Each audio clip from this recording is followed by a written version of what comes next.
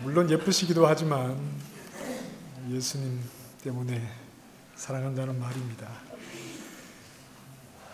한 주간 잘 지내셨습니까? 감기 때문에 힘들어하시는 분들도 많고 또 장염 때문에 또 우리 꼬마들도 좀 힘들어하고 그렇습니다. 늘 건강 유의하시고요. 건강하시라는 말씀을 제가 자신 있게 드릴 수가 없네요. 우리가 지난주까지 요한계시록 말씀을 함께 나누었는데 앞으로 한 몇 주간은 우리가 일상 속에서 좀 고민하는 문제에 대해서 하나님 말씀을 함께 나누는 시간을 좀 가지려고 합니다.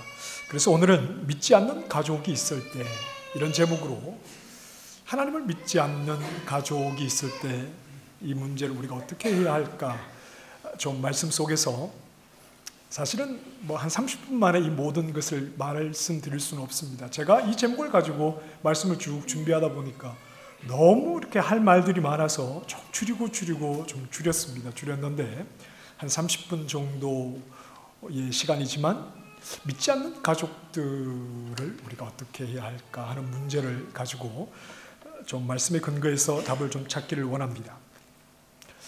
살아계신 하나님을 우리가 인격적으로 경험하게 될 때 가장 먼저 우리에게 오는 감정은 기쁨입니다. 이 세상을 지으신 크신 하나님께서 나를 찾아와 주신 것, 나를 만나 주신 것, 그리고 아무런 가치도 없는 나를 아들을 대신 죽게 하셔서 하나님의 자녀라는 신분을 주시고 이 땅에서도 하나님의 인도하심이 있지만 영원한 하나님 나라를 나에게 약속해 주셨다는 것, 그리고 그분은 절대 거짓이 없으셔서 항상 신실하시고 또 하나님이 하신 말씀에는 어떤 변함도 없는 진실하신 그 모습으로 가까운 친구도 가까운 가족도 등을 돌릴 때가 있지만 늘 변함없이 동일한 모습으로 나와 함께 해주신다는 그 은혜, 그래서 그분께 나아가고 그분과 영으로 교제하는 그 큰 기쁨, 그것이 우리가 예수님을 만날 때 우리에게 가장 먼저 찾아오는 감정입니다. 그래서 어떤 분들은 예수님을 만나고 난 뒤에 세상이 다르게 보인다, 이런 이야기도 합니다. 모든 것 속에 하나님의 섭리와 하나님의 뜻이 있다는 것을 고백하고 범사가 그분의 뜻 안에서 이루어지고 있다는 것을 고백하기 때문에 그런 말을 할 수 있는 거겠지요.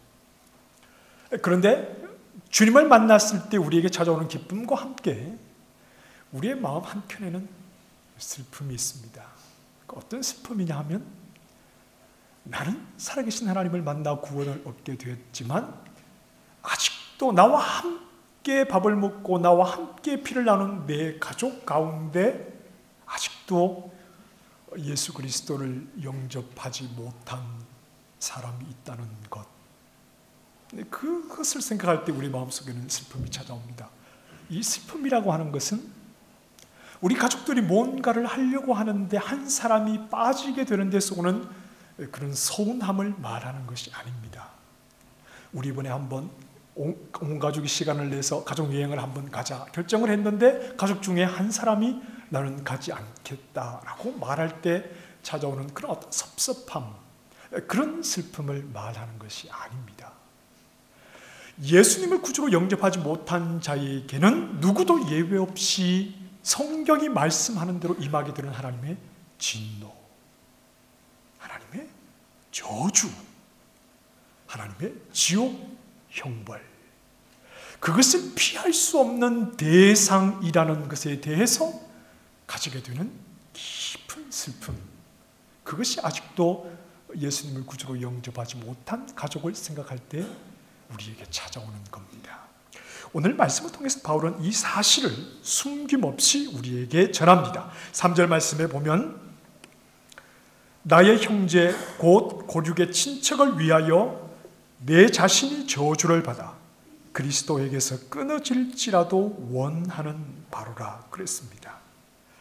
바울은 하나님이 보내신 우리가 기다리던 메시아가 예수 그리스도라는 사실을 인정하지 않는 자기의 동족들, 우리를 구원하시기 위해서 하나님이 우리가 가진 성경에서 약속하신 그 메시아가 바로 예수 그리스도라는 사실을 인정하지 않고 받아들이지 않고 아들을 보내신 하나님을 거부하고 있는 자기 동족들, 자기 친척들, 자기 가족들을 볼 때 바울에게는 큰 슬픔이 찾아왔다는 겁니다.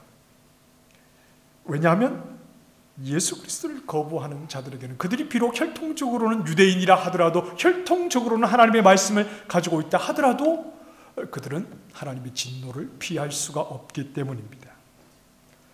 바울에게는 말로 다 할 수 없는 고통, 끊임없이 찾아오는 고통이었다고 분명히 말씀합니다. 그 근심과 고통이 얼마나 컸던지 차라리 내가 그리스도에게서 끊어져서 저주를 받을지언정 저 사람들이 오히려 예수 그리스도를 영접하고 하나님의 저주의 자리에서 벗어나면 좋겠다, 이렇게 말을 하는 겁니다. 다른 사람이 어떻든지 나는 구원받았네, 할렐루야, 아멘, 이런 이기적인 모습이 아니라 나는 구원의 은혜를 입었으나 그러하지 못한 내 가족을 볼 때 그들에게는 하나님의 진노와 하나님의 심판이 결코 벗어나지 못하고 반드시 임할 것이라는 사실을 생각할 때 내 마음이 너무나 괴롭다, 이렇게 그 속마음을 말해주고 있는 겁니다. 우리가 불신, 믿음이 없는 가족들을 바라볼 때 우리의 마음도 그러해야 합니다. 이 땅에서 잘 사는 것이 중요하지, 죽은 이후에는 그때 되어 봐야지, 이런 안일한 생각을 우리가 가져서는 안 됩니다. 여전히 예수님을 거부하고 하나님을 받아들이지 않는 가족들을 생각할 때 굉장히 힘든 마음이지만, 끝까지 하나님을 거부하는 가족이 있다면, 예수 그리스도를 받아들이지 않는다면 예외 없이 하나님의 진노의 대상이요 하나님의 저주의 대상이라는 것을 우리는 부인할 수가 없습니다. 그동안 기도해 왔는데도 안 됩니다. 그동안 수도 없이 복음을 전했는데도 안 됩니다. 이제 저도 지쳤습니다.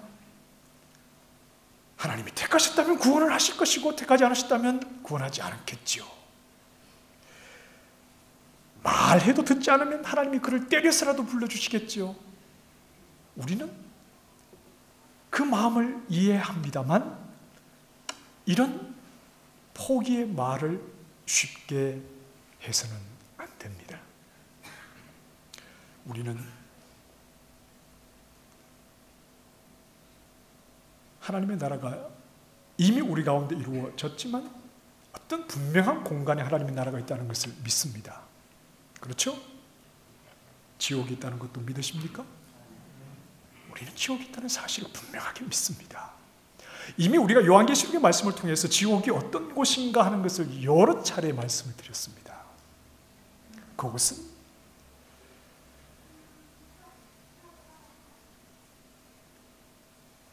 수치가 가득한 곳이지요. 구더기가 죽지 않는 곳의 의미가 진정한 수치라는 것을 우리는 말씀을 통해서 생각을 했죠. 그곳은 자기 증오가 가득한 곳이라고 했습니다. 자기를 증오하는 마음, 그래서 끊임없이 자기를 증오하며 이를 갈아알게 되는 곳이라고 했고, 바깥 어두운 곳이라 하나님으로부터 어떤 은혜의 빛도 경험할 수 없는, 그것이 1, 2년이 아니라 10년, 20년이 아니라 한평생이 아니라 영원히 지옥불의 그 뜨거운 고통 속에서 이 세상에서 느끼는 증오, 이 세상에서 느끼는 수치, 이 세상에서 느끼는 고통, 이것과는 비교할 수 없는 영원한 고통 속에 머물게 되는 곳이 바로 지옥입니다. 이 세상을 지으신 하나님, 그러나 그 하나님을 불순종한 죄인들을, 그러나 그들에게 또한 하나님이 구원의 길을 열어주신 이 하나님을 끝까지 거부하는 자들에게는 하나님의 저주가, 비록 그가 내 가족이라 하더라도 하나님의 저주가 임한다는 사실을 생각할 때 우리는 그 영혼을 쉽게 포기하는 생각과 말을 해서는 안 되는 겁니다. 여전히 예수님을 거부하는 우리의 가족, 그들은 어쩌면 우리가 전하는 말씀을 믿지 못하는 것일 수도 있습니다. 믿지 않으려고 하는 것일 수도 있겠지만 믿고 싶어도 믿지 못하는 상황일 수도 있다는 것을 우리가 생각을 해야 합니다. 잘 모르는 자식에게는 설명을 해주면 이해를 합니다. 잘 모르는 가족들에게는 설명을 해주면 이해를 하고 또 그렇게 하지 않습니다.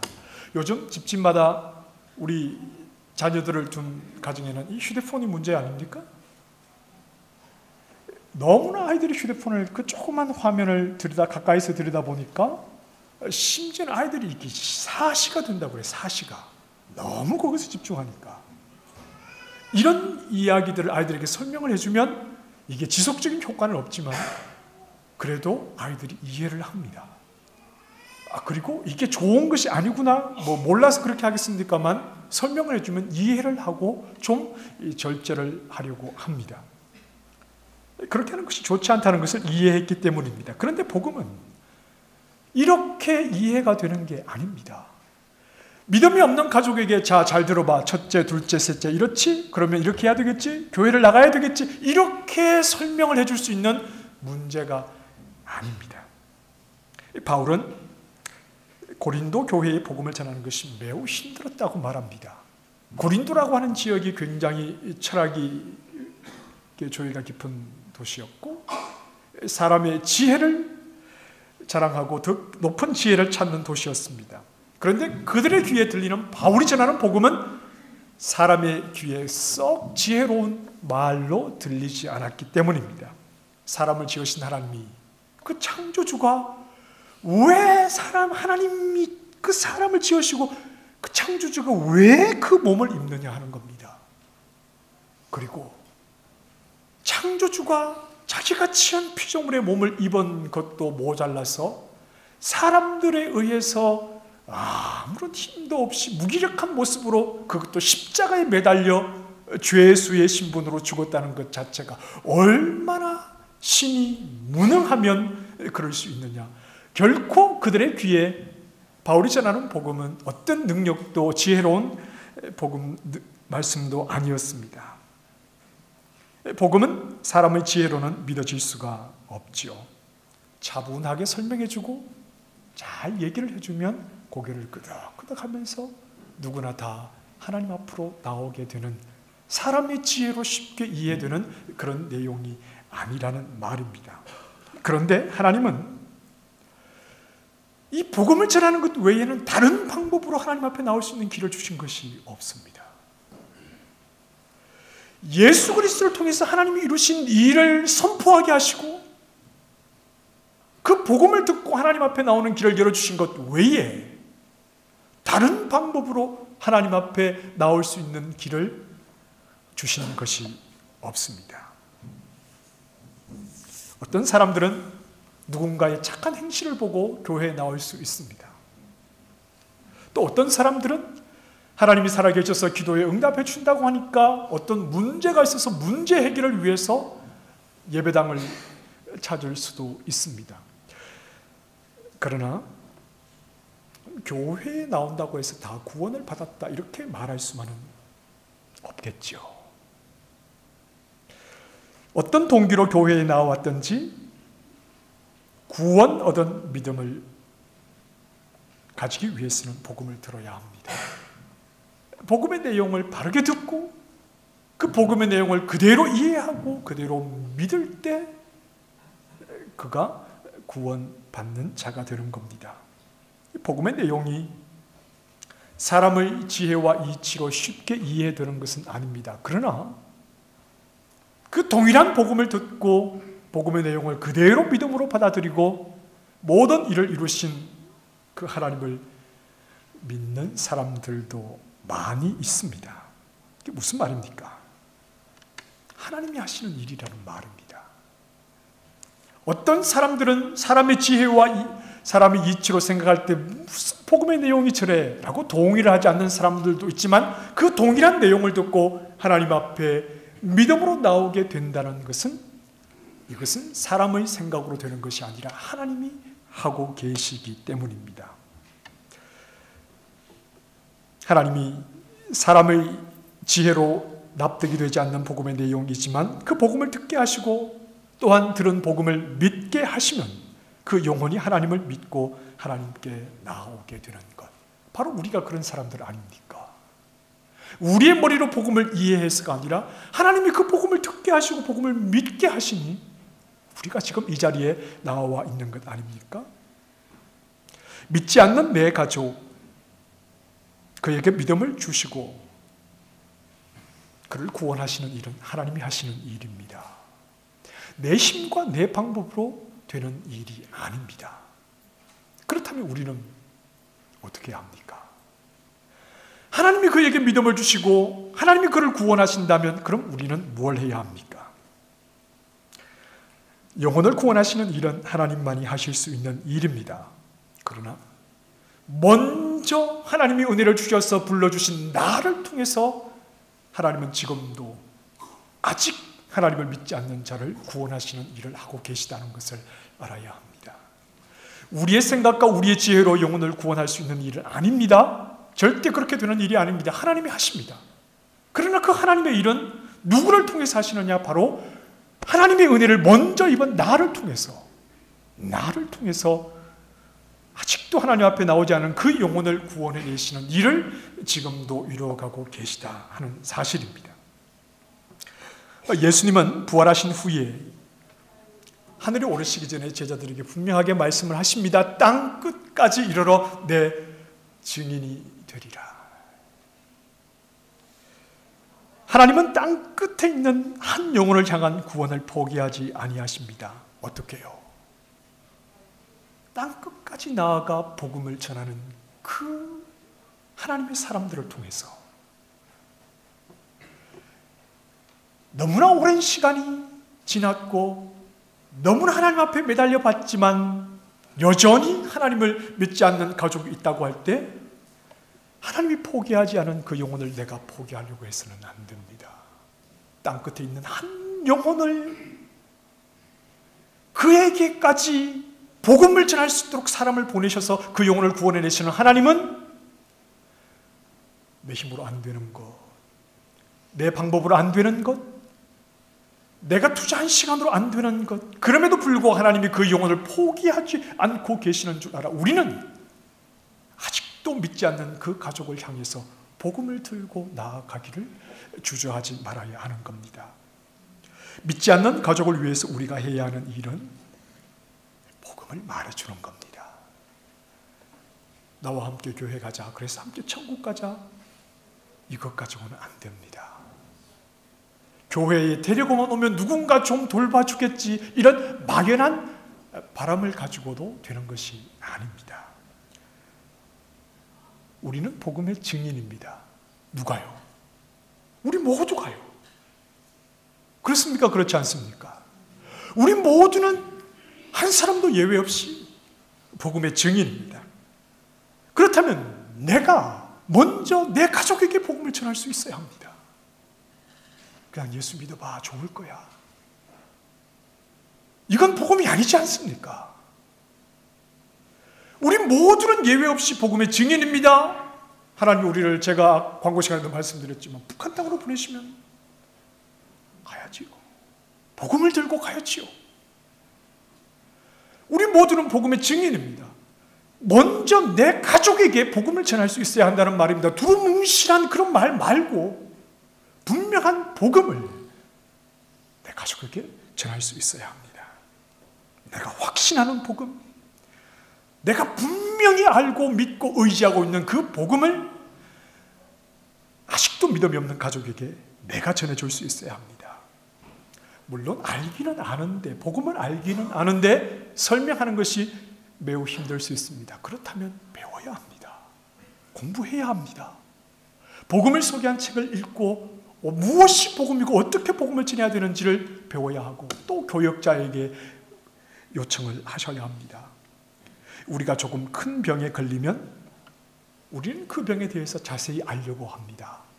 이 병에 걸린 원인이 뭐고, 병의 증상이 어떤 것이고, 어떻게 해야 병이 낫고, 또 어떻게 해야지 재발하지 않는가에 대해서 인터넷도 뒤지고 책도 사서 읽고, 그래서 내가 가진 병이 어떤 병인지를 자세하게 공부합니다. 왜 그렇습니까? 죽지 않으려고요. 그 병 때문에 고생하지 않으려고요. 병 때문에 죽지 않으려고 우리는 조금 큰 병에 걸리면 그 병을 자세하게 공부합니다. 전문 지식을 가진 의사 못지않게 병에 대해서 술술술술. 하지만 내 삶의 전부를 맡기고 내 영혼을 살리는 복음에 대해서는 배우려고 하지 않습니다. 이미 다 알고 있다고 말합니다. 그렇지 않을 텐데요. 우리의 가치가 어디에 있는가 하는 것을 이것이 말해주고 있지 않습니까? 이런 분이 계실 수 있습니다. 이미 여러 번 해봤는데 잘 안 됩니다. 복음을 전했는데 들으려고 하지도 않습니다. 바울은 대단한 복음 전도자였지요. 그런 성령으로 충만한 그런 복음 사역자였습니다. 그러나 바울은 어디를 가든지 한두 번 말씀을 전하는 것으로 끝을 낸 적이 없습니다. 한 번 복음을 전하면 수많은 영혼들이 그 복음을 듣고 하나님 앞으로 나왔던 적도 없습니다. 때로는 한 지역에 수년을 머물러야 했습니다. 그리고 그가 복음을 전할 때 사람들이 그가 전하는 복음을 긍정적으로 받은 것이 아니라 복음을 전하는 그를 때리기도 하고 죽이려고 하기도 하고 쫓아내기도 하고 온갖 방법으로 그를 박해하기도 하고. 그러나 바울은 한 번, 두 번 들어서 복음을 알아듣지 못하고 더 이상 듣고 싶어 하지 않는 그들을 대할 때 그 자리를 돌아선 것이 아니라 하나님 앞에 엎드렸습니다. 그러면서 자기 자신이 누구인가 하는 것을 확인했습니다. 사람들이 내 복음에 귀를 기울이지 않고 나를 박해하고 들으려고 하지 않을 때 나는 이방인의 사도라는 사실을 재확인했습니다. 내가 어렵다고 이방인을 찾아가지 않고 내가 거절당한다고 복음 전하기를 포기하면 나를 통해서 복음을 듣게 하시고 내가 전하는 복음을 통해서 그 영혼을 부르실 하나님의 역사에 그 하나님이 원하시는 일이 막힌다는 생각을 했지요. 그래서 하나님은 복음을 전하다가 어려움에 처한 바울에게 직접 말씀해 주시기도 하셨습니다. 잠잠하지 말아라. 비록 지금은 그들이 복음을 거부하고 네가 전하는 복음의 귀를 막는다 하더라도, 더 이상 듣고 싶어 하지 않는다 하더라도 잠잠하지 말아라. 이 성에는 내 백성이 많은데 포기하지 않고 하나님을 의지하며 그들에게 복음을 전할 때에 귀를 막은 자들, 하나님을 거부하는 영혼들, 그러나 그들은 하나님의 백성이기에 네가 전한 그 복음을 통해서 그 영혼들을 부를 테니까 잠잠하지 말고 계속해서 복음을 전해라. 바울에게 용기와 힘을 더하셔서 계속 복음을 전하게 하셨다는 사실입니다. 복음을 전하려려 하는 자는 하나님이 도우십니다. 복음을 전하는 환경은 매우 어렵습니다. 그러나 포기하지 않고 내가 복음을 들고 가는 사명자요, 먼저 아직도 예수님을 받아들이지 않는 그 영혼에게 복음을 전하려고 할 때 하나님은 도우신다는 사실입니다. 그래서 하나님의 도우심을 구해야 합니다. 복음을 들을 수 있는 마음을 달라고. 지금은 귀가 막혀서 듣지 않지만 하나님 그 귀를 열어주셔서 복음을 듣고 싶어하고 복음을 전할 때에 거부하던 마음이 사라지고 복음을 듣고 하나님 앞에 나올 수 있게 해달라고 하나님의 도우심을 간절하게 구하면서 우리는 계속해서 복음 전하기를 멈추지 말아야 합니다. 왜냐하면 복음 외에는 하나님 앞에 나올 수 있는 길이 없기 때문입니다.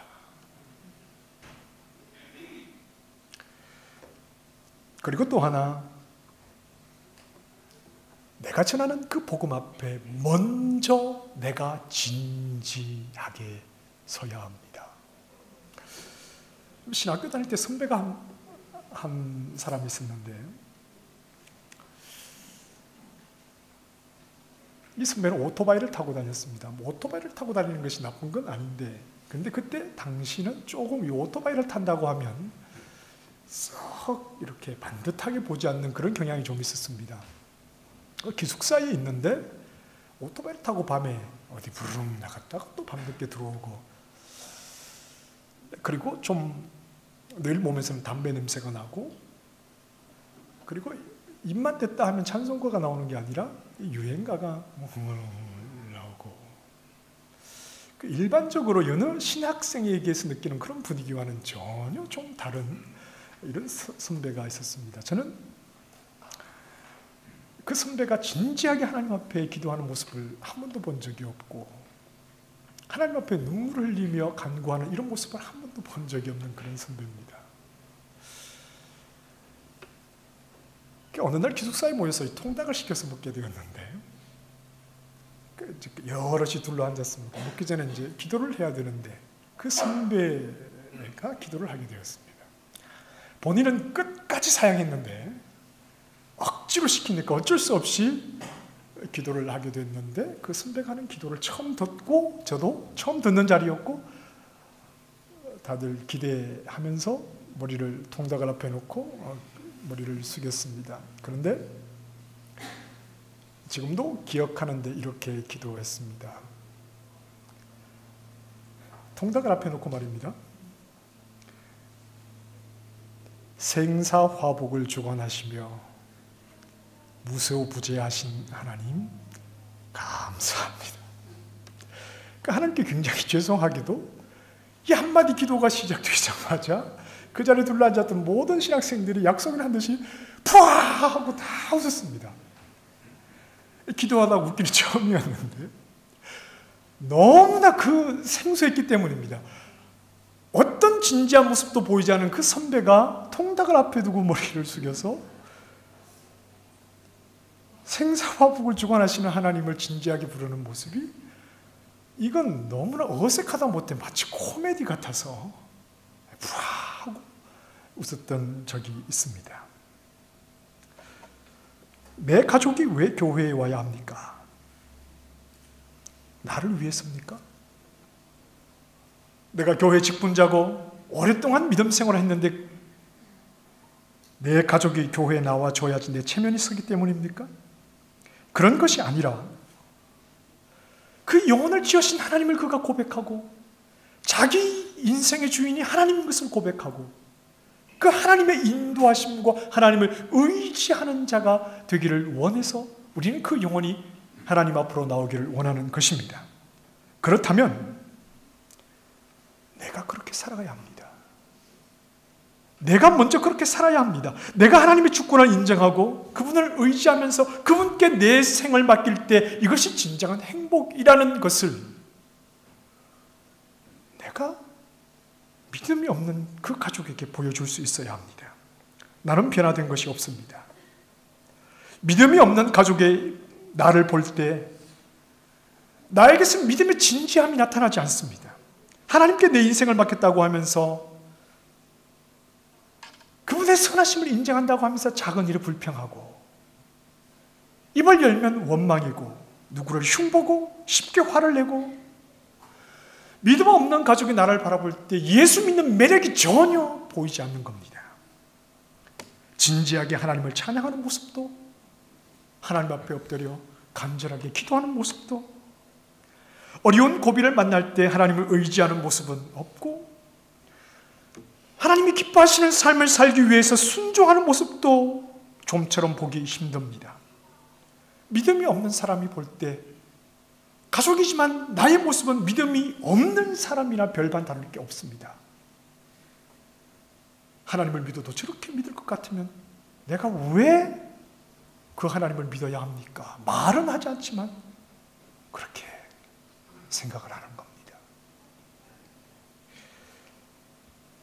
쉽지 않다는 것을 압니다. 이미 가족에게 나의 모든 허물이 다 노출되었지요. 나의 약점을 다 알고 있습니다. 어느 순간 변화된 모습이라고 나를 드러내 보이기가 참 난처할 수 있습니다. 그렇다고 그냥 이렇게 갈 수는 없는 것 아닙니까? 더 늦기 전에 내가 믿음의 사람답게 진지하게 살아야 합니다. 나는 변화가 되지 않는데 왜 믿음이 없는 그 가족이 변화되기를 원합니까? 나는 믿음의 사람이라고 하지만 그가 볼 때는 믿음의 사람다운 어떤 진지한 뭔가 믿음 없는 사람과 구별된 모습이 별로 없는데, 예수님을 믿는 나의 모습이 그의 눈에는 별로 행복하게 보이지 않는데, 그가 왜 내가 믿는 하나님을 믿어야 하는 겁니까? 내 가족에게 변화를 요구하기 전에 내가 먼저 하나님 앞에서 변화된 삶을 살아가야 합니다. 하나님의 주권을 인정하고 믿음으로 살고자 부단히 고민하는 내 모습이 내 가족에게 보여질 때 그는 생각하게 되는 겁니다. 내가 알지 못하는 또 다른 세계가 있구나. 눈에 보이는 이것이 전부가 아니구나. 하나님을 믿는 내 가족이 눈에 보이는 것만을 쫓아가는 이 세상과는 달리 뭔가 내가 알지 못하는 영의 비밀을 가지고 있구나. 그런 진지한 생각을 그때 내 가족도 하지 않겠습니까? 성급하게 설득시키려 하지 마십시오. 일방적으로 강요하지 마십시오.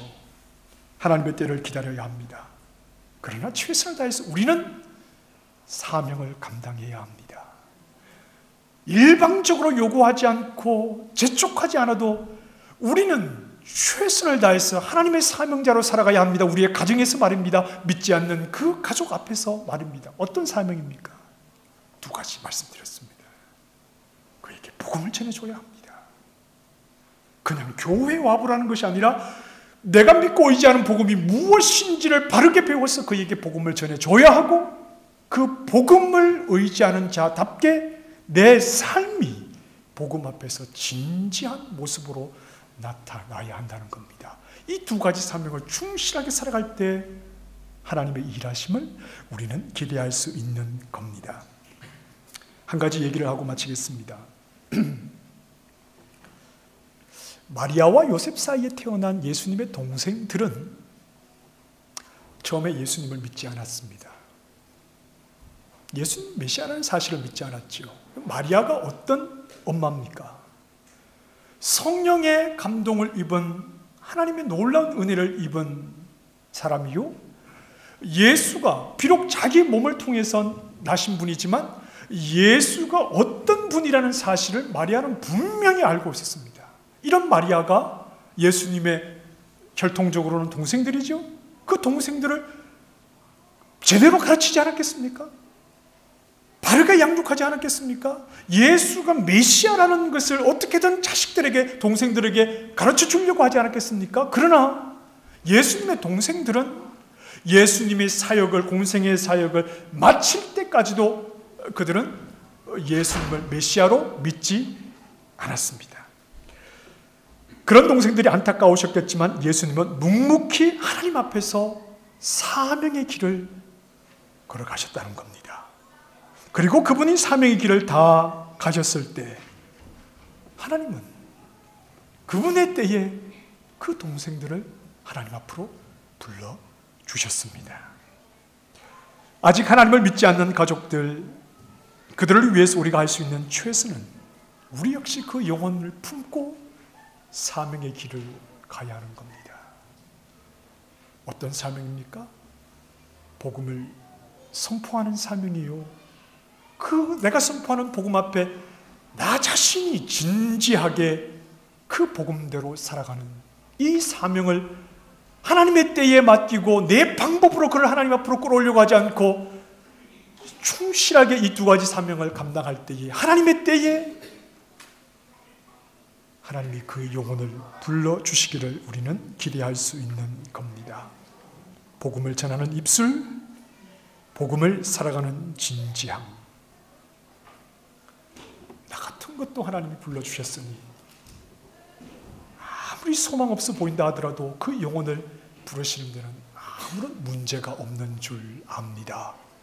사명자로서의 우리의 역할을 감당할 때에 하나님께서 긍휼을 베푸셔서 그 영혼을 하나님의 때에 불러주시기를 간절하게 소망합니다. 불쌍히 여기셔서 너무 지체하지 마시고 그 영혼을 속히 하나님 앞으로 불러주시기를 간절하게 소망합니다. 기도하겠습니다.